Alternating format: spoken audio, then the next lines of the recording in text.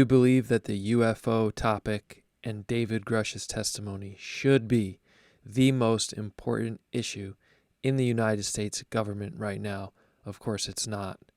And everything else that are key pressing issues going on in the country and throughout the world is superseded by the potential revelation of non-human intelligence having a presence on Earth and an 80-year cover-up of a suppression of crashed spacecraft recoveries and reverse engineering technology with potentially revolutionary means of generating energy. All of these other world problems would completely change or go away if these revelations were to be made. So, having said that, I do believe that it is absolutely true that the 2024 presidential election is going to be critical, not only for the UFO issue, but also for the whole of humanity. And the ongoing deaths of thousands of innocent children on the planet and what our elected leaders say about it is just as important and potentially telling about to what degree a true, genuine UFO disclosure will take place. And for all we know, the United States and the international community's response to the ongoing crisis in Gaza right now could play a significant role in the potential opening of relations and cooperation with non-human intelligence civilizations. Everything is all connected. And if you care about the UFO issue, I believe that we should also care about who is going to be the next president and how we can really bring about true change. So having said that, I want to focus on RFK Jr. I do think that it's great that he's running for president and that he actually has a real chance, but his stance on the Israel-Hamas war and the crisis in Gaza is concerning, and I'm going to explain why. So RFK Jr., most of his rhetoric aligns with this idea of taking down corruption and stopping the manipulation of the masses. And this includes the UFO cover-up and everything else. He has said already publicly that he would declassify all the UFO information. Now, keep in mind, RFK Jr. is not an irrelevant, hopeless third-party candidate. He has actually polled 10 points higher than both Biden and Trump. And he has stated he's going to be on the ballot alongside Trump and Biden in all 50 states. So this is not just some spoiler kind of third-party candidate. He's polled 10 points higher than Biden and Trump. So this is significant. Now, he's been making this comment where he said that a mass experiment was done on the American people with the COVID pandemic. And then he says, I want to do my own mass experiment on the American people, an experiment in telling the truth. Now, I think that's a great vision and rhetoric to have. I love that idea. But why does he stop short on the Israel issue? And when we look at this, we're going to see that he really contradicts. His stance on Israel really contradicts his positions on everything else. So in a recent interview where he shares some of his views as he's questioned, he's quoted as saying, quote, I will wind down the empire abroad. He talks about how Russia and China have 1 or 2 military bases abroad, and the United States has 800. And he cites how there's been $8 trillion spent in what he calls useless wars that have caused more problems than solved them since 2001. So it's great. I'm loving to hear that. He goes on to say that the U.S. created ISIS, created the migrant refugee crisis in Europe, He even cites the Eisenhower farewell speech talking about the military-industrial complex. That's five-star general, President, American hero Dwight Eisenhower, when he was leaving office, warning the American people. That's what he chose to focus on his farewell speech, about how the military and industrial complex was taking over the government and was threatening the freedom of the American people. And RFK actually, in this interview, says that should be regarded as the most important speech in American history, and he says that's in fact what our country has become today. So all great things. Then he even goes on to name the contractors that are essentially buying and controlling both political parties and the whole global, what he calls a money laundering scheme. And he calls out Raytheon, Lockheed Martin, Boeing, Northrop Grumman, and General Dynamics. These are the same companies that are implicated in the UFO cover-up, the decades-long crash retrievals, reverse engineering, etc. So all this stuff is lining up great, and it's so hopeful. And he says, quote, "It's all a big money laundering project that we need to unleash ourselves from." And I think this would be a game changer if someone like this were to be the president in office. But how can he say all this and not recognize the Israeli military regime for what it is? Or at the least question it. But to outright assertively support their actions and ongoing approach to this war is highly dubious. So let's take a look now at RFK's stance on Israel and what is problematic about it. He says, quote, "It's not a genocide, it's a war." And he says that Israel has done more than any other country to prevent civilian casualties. So if you look at the statistics, if you look at the facts, those statements are highly questionable.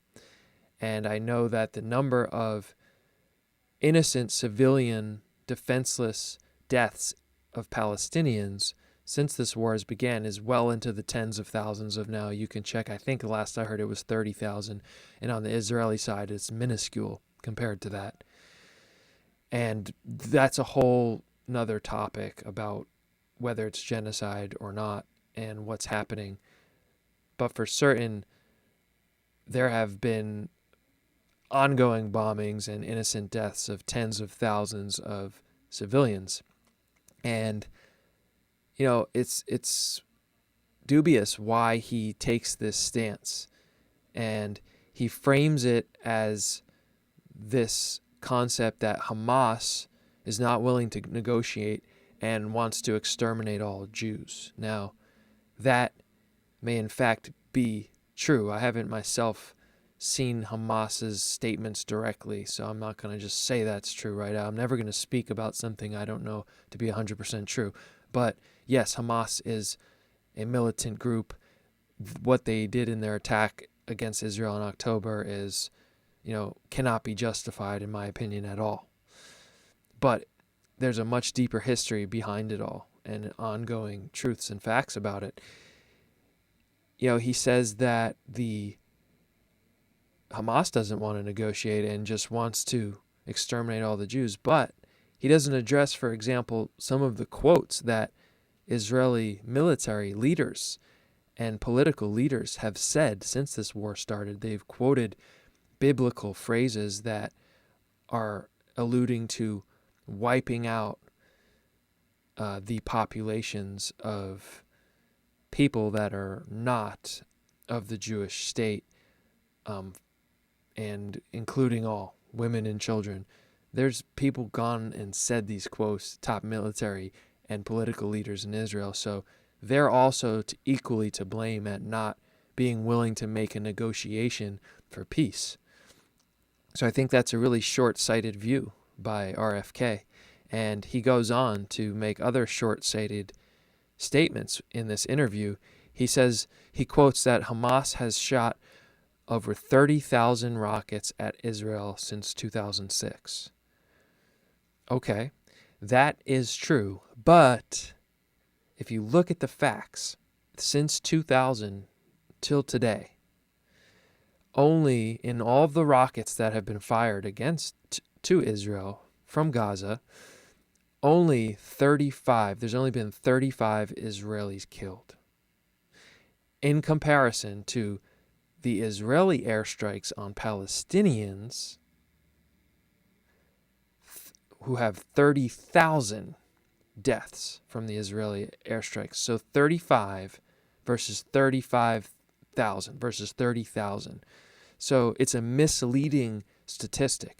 The average person will hear that, oh, wow, Gaza's sent 30,000 rockets to Israel. Oh, you can't blame them for going in there. But it's not that simple, right? Only 35 of those 30,000 rockets were fatal. And a lot of these are homemade rockets. So even the term rockets is somewhat misleading. He also gets questioned in this interview about the longstanding oppression of the Palestinians in Gaza and the Israeli presence there and the freedom and rights abuses that have gone on there. And RFK says, quote, "Why are you blaming the Israelis for that?" And for somebody who on everything else seems to wants to look at the facts, wants to be fair and impartial and honest as possible, this just doesn't line up. And he says, quote, Hamas has turned Gaza into an open-air prison, not Israel. And then he gets questioned about civilians being killed in the war, which is the big issue now. And I found this problematic. He cites World War II in Japan as evidence that sometimes you need to kill millions of civilians to get rid of a certain evil. And it seems to me that he's not, he basically saying we had to kill millions of civilians to get rid of the Nazis. That's what he said in that interview. But it shows to me his knowledge of the deeper truths about history are somewhat limited, because if you really look at it, did we really take down the Nazis? They infiltrated the United States military-industrial complex, the same issue that he's quoting earlier as what our problem is, Operation Paperclip, where we brought in thousands of Nazi scientists and they took the high positions in the military-industrial complex, let alone the proof and evidence that American financiers and the elite financial bodies of the United States, such as Brown Brothers Harriman et al., were financing the Nazis. And in all likelihood, probably this was all part of what he quoted saying before, a money laundering scheme. The whole propping up of Hitler and the Nazis and funding two sides of the war, that whole scheme, we see a lot of evidence that is really what's been going on. And, so for him to try to compare Israel and Gaza to World War II and the Nazis, and even Japan with Hiroshima and Nagasaki, where 80,000 people were killed instantly on an unnecessary dropping of a bomb on civilian populations, who people like Secretary of Defense, who would become Secretary of Defense, James Forrestal, was against. It just really makes you think, what's the deal with this? And in his last point, he says that the Palestinians are indoctrinated by Hamas to hate Jews, but which, certainly is maybe true. Again, I haven't studied that myself to 100% say it's true, but I was 100% that is very plausible. But what about the other side, which I have happened to study, that there's been Zionist propaganda and indoctrination for generations on the other side. So, I find this problematic for RFK Jr. I don't know why he will take this stance. I'll get to why I think so in the final segment here. But before we wrap it up, I just want to contrast his views on this issue with that of Jesse Ventura, who he recently has, as I mentioned in my last video, he recently has named as one of his top 2 vice president choices. And Jesse has always been a big anti-war guy. And he's like kind of this great juxtaposition of, the American flag and Navy SEAL and like patriotic, but he's like super anti-war. So I think it's a great kind of rhetoric to carry and to try to appeal to people who might not think, why should we consider being more anti-war and not just continuing this American imperialism and these forever wars.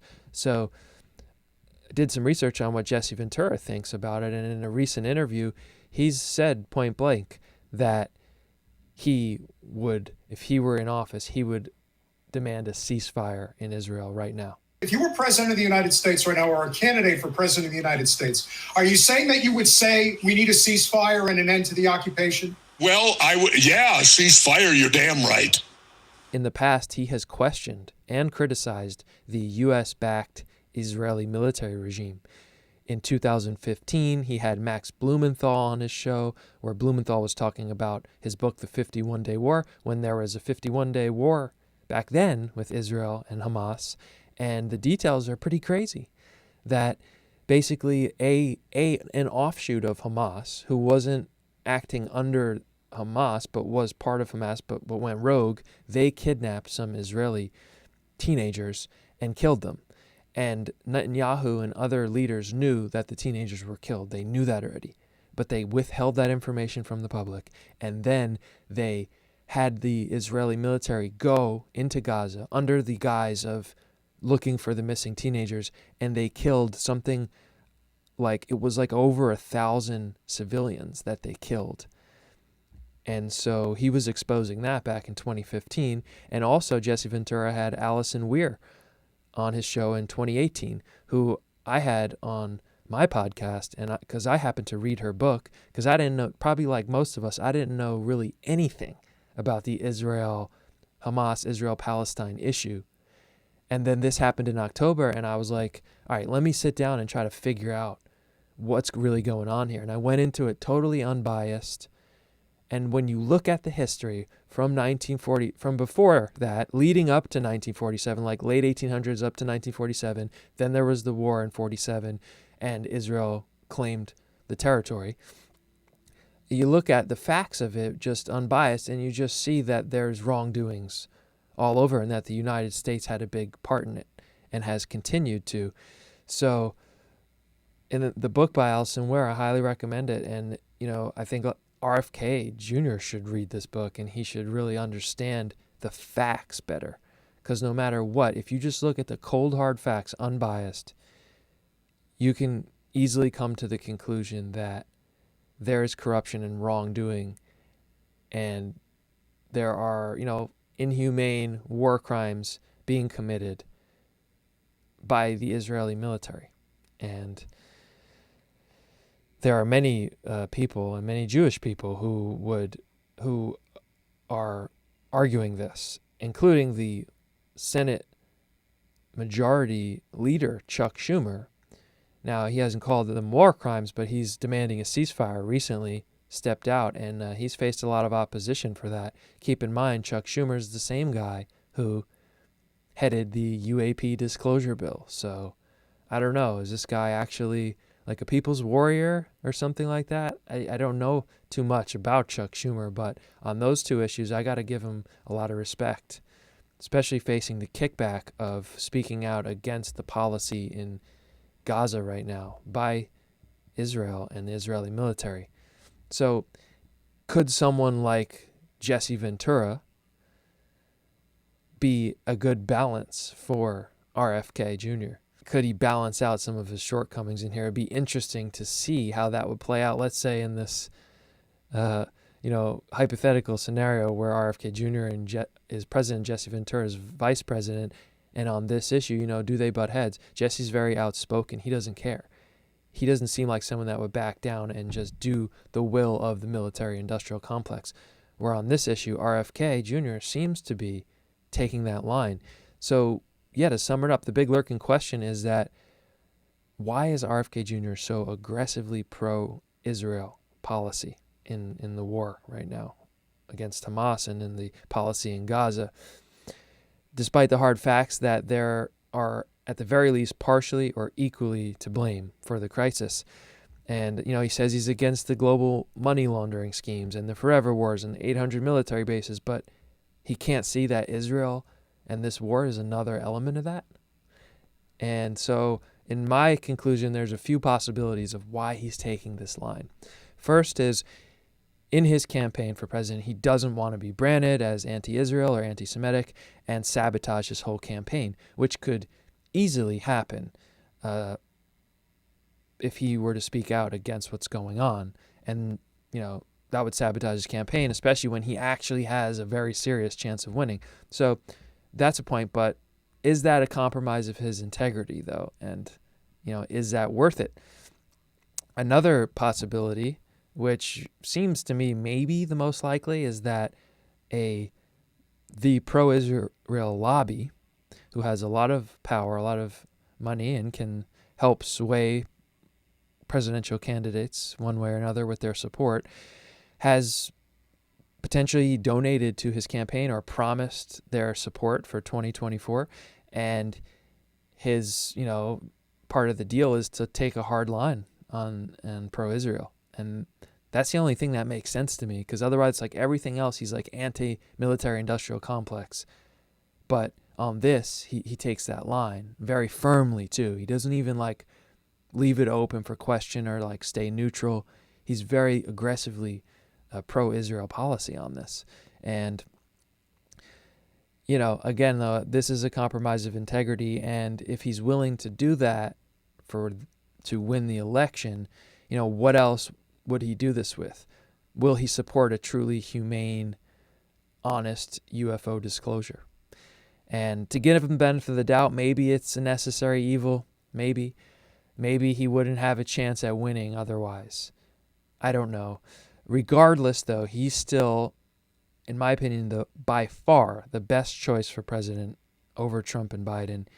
I think he could bring a lot of great change to the United States. Again, not only for getting UFO truth out, but everything else. And the last thing to think about is, we don't want to commit the searching for the perfect solution fallacy, which is a fallacy in which if something or someone doesn't perfectly solve the problem, then we just disregard it all. So just because RFK Jr. is taking this stance on the Israel conflict, which many people will disagree with, many progressive people will not like, but we should not discard everything else that he has spoken and championed for. At the same time, we should challenge and expose the points where he's contradicting his own standards and visions for America. We'll see what happens, and maybe if he will change his tune, and even if he doesn't, hopefully other people in his administration potentially would balance that out, such as Jesse Ventura. And again, remember, this isn't just hopeful thinking that we could see a future where RFK Jr. is president. He is polling 10 points higher than Biden and Trump. Something to think about. Thank you for watching, and I'll see you in the next one.